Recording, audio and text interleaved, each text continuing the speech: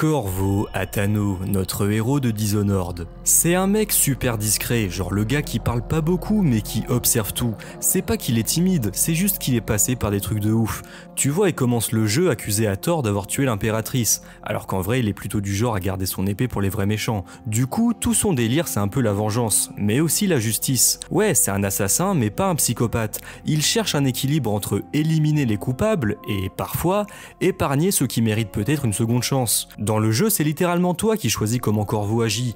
Tu veux la jouer furtif, éviter de tuer tout le monde? C'est possible. Tu veux faire un carnage, façon John Wick? C'est aussi possible, mais ça aura des conséquences. Corvo, lui, il nous fait comprendre que nos choix, petits ou grands, ont toujours un impact. Si tu laisses la haine te bouffer, le monde autour de toi devient aussi sombre et pourri que ta vengeance. Mais si tu fais gaffe, t'as une chance de changer les choses, sans tout détruire. En gros, le message, c'est « Fais gaffe à comment tu réagis, parce que tout se paye ».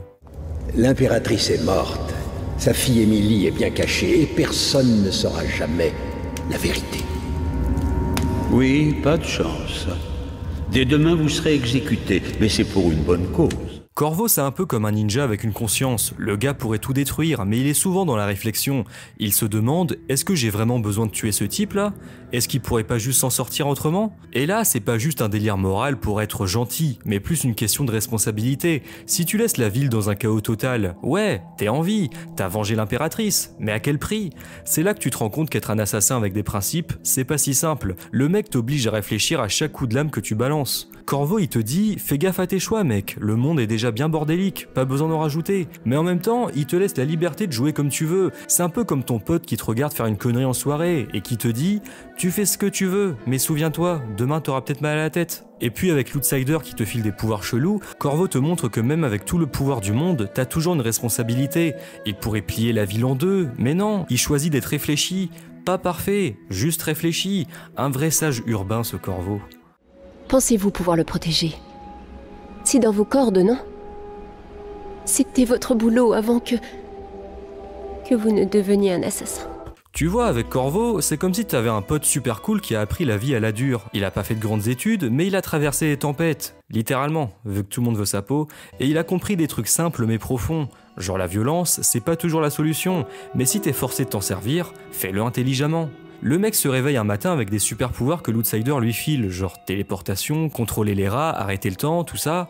Mais même avec ses pouvoirs, il reste humble, il pourrait tout défoncer en 2-2, mais non, il prend son temps, il évalue, parce que dans le fond, il sait qu'avoir le pouvoir, c'est pas l'important, c'est ce que tu fais avec qui compte. C'est un peu comme avoir une Ferrari mais choisir de conduire prudemment, pour pas cracher ta vie. Corvo, c'est pas le gars qui va frimer avec sa nouvelle capacité à disparaître, il utilise son truc à bon escient, et ça, c'est plutôt rare quand tu vois ce que certains feraient avec ce genre de pouvoir. T'as remarqué qu'il pourrait juste tout cramer sur son passage, vu tout ce qu'on lui a fait? Impératrice assassinée, accusée à tort, trahie par des potes, mais au lieu de plonger dans une rage sans fin, il réfléchit. Il sait que la vengeance peut te bouffer de l'intérieur. C'est un peu comme quand tu te dis « Vas-y, je vais buter cette personne qui m'a blessé ». Puis tu te rends compte que ça t'a rien apporté de bon, à part encore plus de haine. Corvo, lui, se demande toujours « Est-ce que cette vengeance en vaut vraiment la peine ?» C'est un vrai sage au fond, pas de la sagesse à la Yoda, mais plus genre « Je sais que la vie est pleine de merde, mais je vais pas me laisser sombrer ».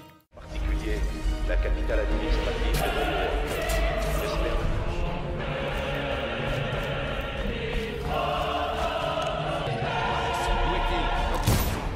Le monde de Corvo, c'est pas tout blanc ou tout noir. T'as les types super méchants, bien sûr, mais t'as aussi des gens pris dans des situations impossibles. Et Corvo, il te montre que tu peux être impitoyable avec les vrais pourris, mais compréhensif avec ceux qui n'ont peut-être juste pas eu de chance. C'est un équilibre super complet à trouver, surtout quand t'as les moyens de trancher tout problème au sens littéral. Corvo, il est là pour nous rappeler que le vrai pouvoir, c'est de savoir quand ne pas l'utiliser. C'est pas flashy, c'est pas badass à première vue, mais c'est beaucoup plus efficace à long terme.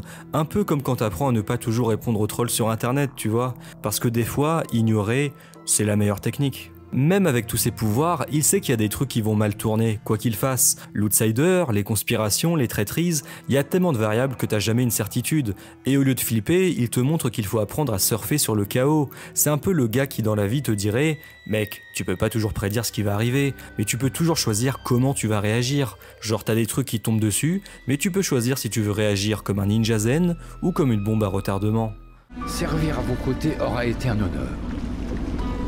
Quand cette histoire sera terminée, on se reverra peut-être. Bonne chance, Corvo. Vous méritez d'en avoir.